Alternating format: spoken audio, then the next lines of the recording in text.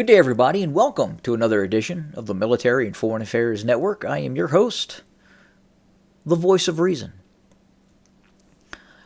Well, are we going to call this another lesson in insanity? Call it what you want. Are you concerned about the upcoming election? November 5th, 2024. Fast approaching. Are you concerned? Now we have Democrats in a variety of states, Colorado, Maine, and other states, looking to remove the leading opposition candidate, Donald Trump, from the ballot. Meaning if you are a resident of Colorado, if you are a resident of Maine, you will not get to vote for the leading opposition candidate. Now, this candidate has not been convicted of anything. Nothing.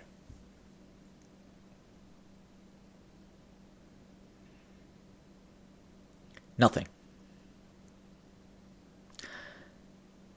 Now the question is, let's hypothetically say that Donald Trump wins the next election. What do you think happens? Do you believe that the Democrats will accept that? Or do you believe that the political apparatus in certain states will reject Donald Trump as president?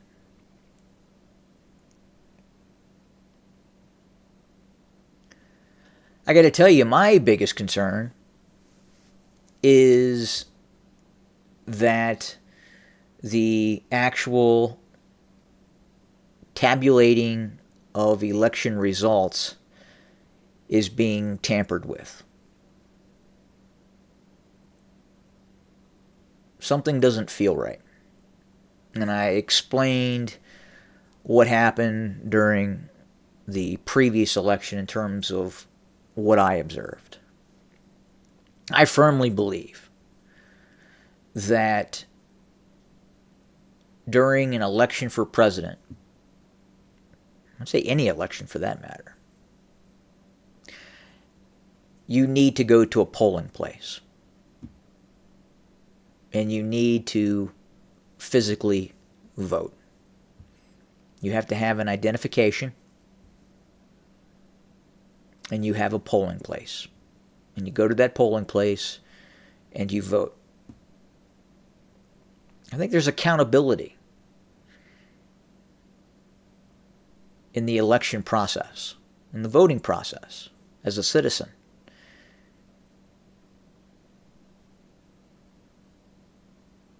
If you're called in for a jury trial,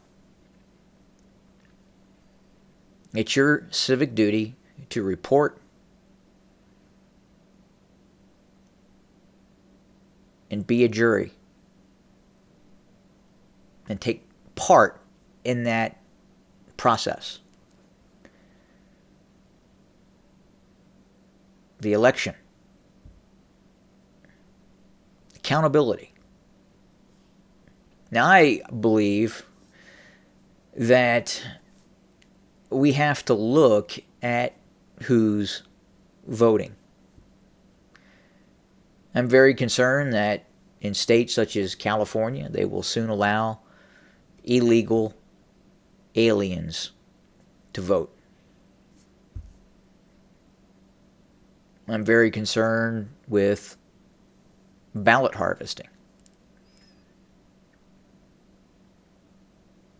The left is proving to be very good at that, ballot harvesting. I have seen it firsthand, unequivocally.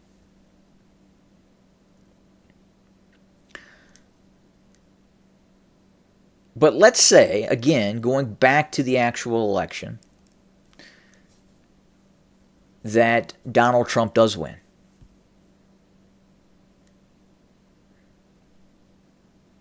What happens? Do we fragment? Does the left take to the street? Do we see local governments, local state governments, California, Washington, Oregon, Maine, Colorado,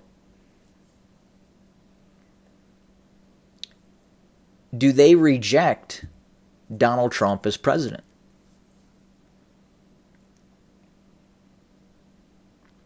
Now, the same on the right. If the leading opposition candidate is not on the ballot in certain states, do states that do have Donald Trump on the ballot, in those states elect Donald Trump as president, but then see other states not allowing Donald Trump on the ballot, do they reject the election? Whoever that's going to be for the unitary one-party state, the unitary one-party statists. I don't even want to call the Democrats the Democratic Party anymore. I really don't. Should come up with an acronym for unitary one-party statists.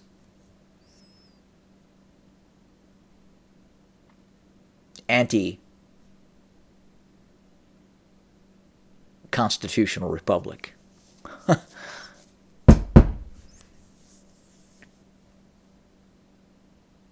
Anti-constitutionalists.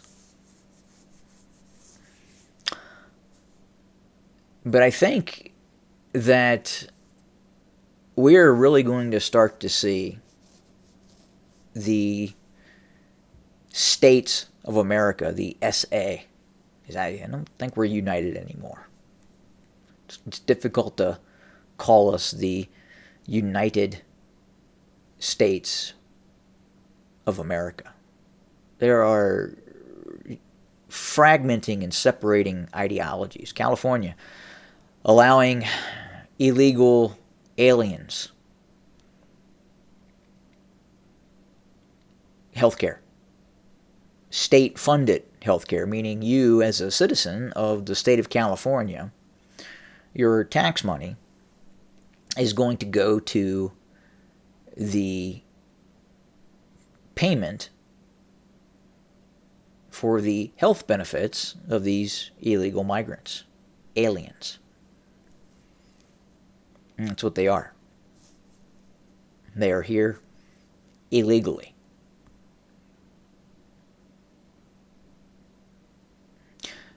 But the election cycles, if we fragment as a country, if we head towards civil conflict and then ultimately civil war, it is going to occur during the election cycles. If states such as Colorado and Maine are allowed to arbitrarily remove candidates, and look, if this occurs, it is going to occur again. It will be the weaponization of the political process by these left-leaning states. Then what happens if more conservative states, Florida, what happens if Florida were to remove a Democrat candidate,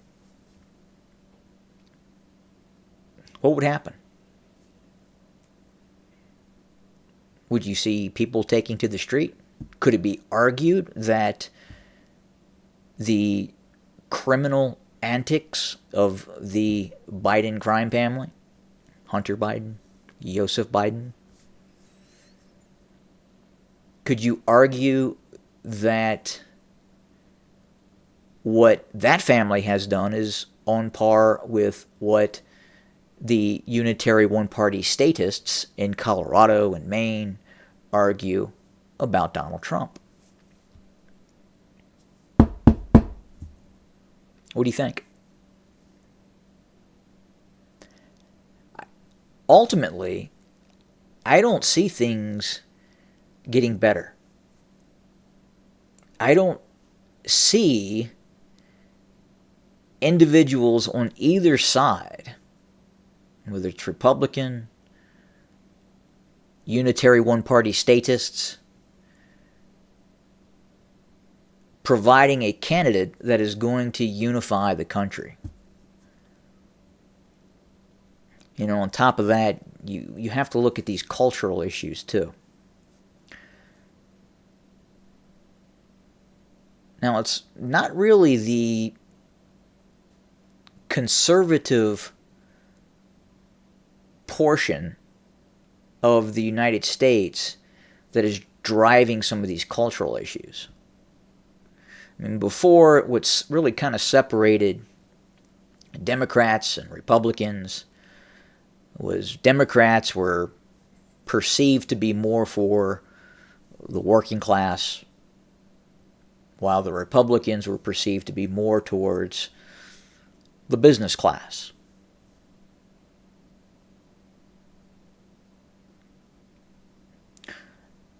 Now, you don't see any new policy. You don't see any new ideas in terms of such as the transgender issue coming from the Republicans. They're not putting out new radical ideas. The unitary one-party statists, the Democrats, are absolutely doing that. We are seeing these new radical ideas being pushed forth by the Democrats. The USA Boxing is now going to allow men who call themselves women, pretending to be women because they have this sexual fetish, to get into the ring and beat the shit out of women. What party is pushing that? It's the unitary one-party statists, a.k.a. the Democrat. The anti-constitutional party. That's who's pushing that issue.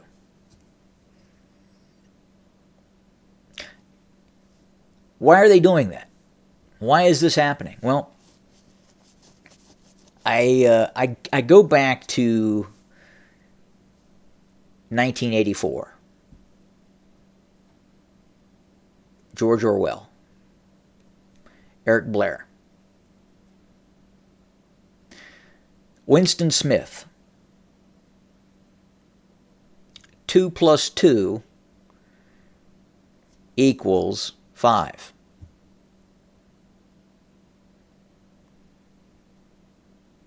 The acceptance of the issue that women can become men and men can become women. That is the unitary one-party statists, Democrat, version of 2 plus 2 equals 10. Men cannot become women and women cannot become men. It is impossible. There are two genders. two sexes.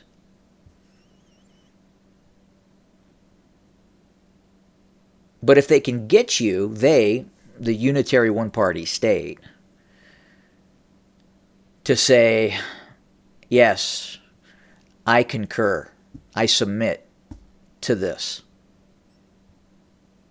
no matter how radical, no matter how draconian, if they can get you to submit to that, they can get you to submit to anything. Anything.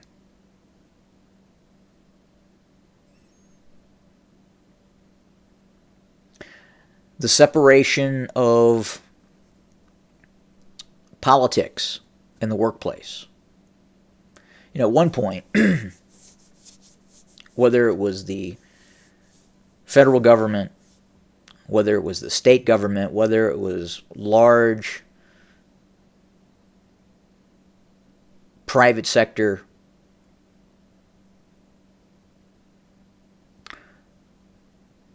you had that separation in the workplace of the political identity. Now, whether you like it or not, diversity, equity, and inclusion, DEI, is a left-wing political ideology that's now prominent in the workplace. So even in the workplace, you cannot escape what the unitary one-party statists are trying to do. A large part of that quote-unquote diversity, equity, and inclusion is the acceptance of transvestites. Except the rainbow-colored sexual nationalism flag. You have to accept that. If you send and receive emails, you will see certain parts of the workforce will encapsulate the border of their picture with the rainbow flag, the homosexual transvestite flag.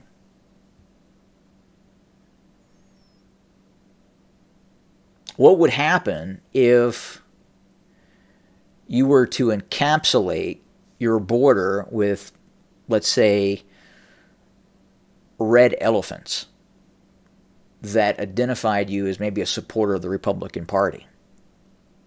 Now, that wouldn't be okay. That would be interjecting your politics at work. But is not the rainbow flag of the sexual deviants?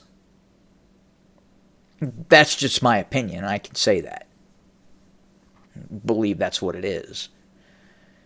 Is that flag of sexual nationalism? Why is that okay? At what point did it become okay for a person to fly that flag? And why are you flying it?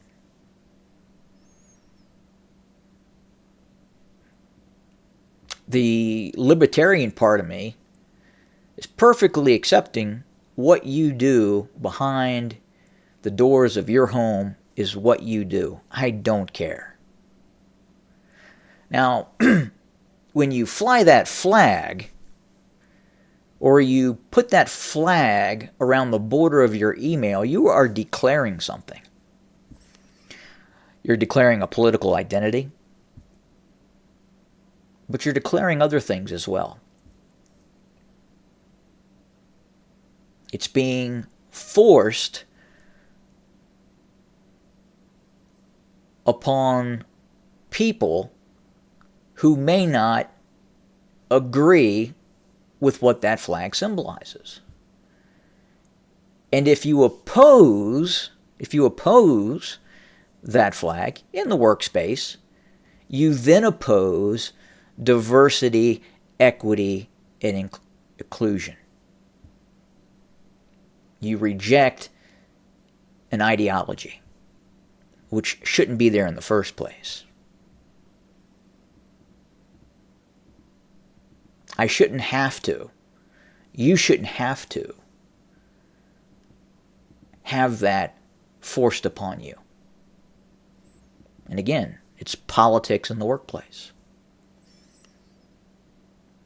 And it's just not the workplace, it's in the schools. The indoctrination is happening, as I've talked about, from grade 1 all the way into deep, deep college. It just gets worse in the college. And I don't think any of this stuff is going to stop. And I have to ask myself, what comes next? What's the next issue that is going to be forced upon me and you? What is that issue? Because if we go back to the 1970s, maybe even sooner, much sooner, I would argue early 90s even, when I was in the military. If you would have told me this would be prevalent now in terms of what's happening, I would have said, you're crazy, you're insane. We would not allow this to happen as a society. But we're here, we're now living it. So the question is what would we consider completely insane now,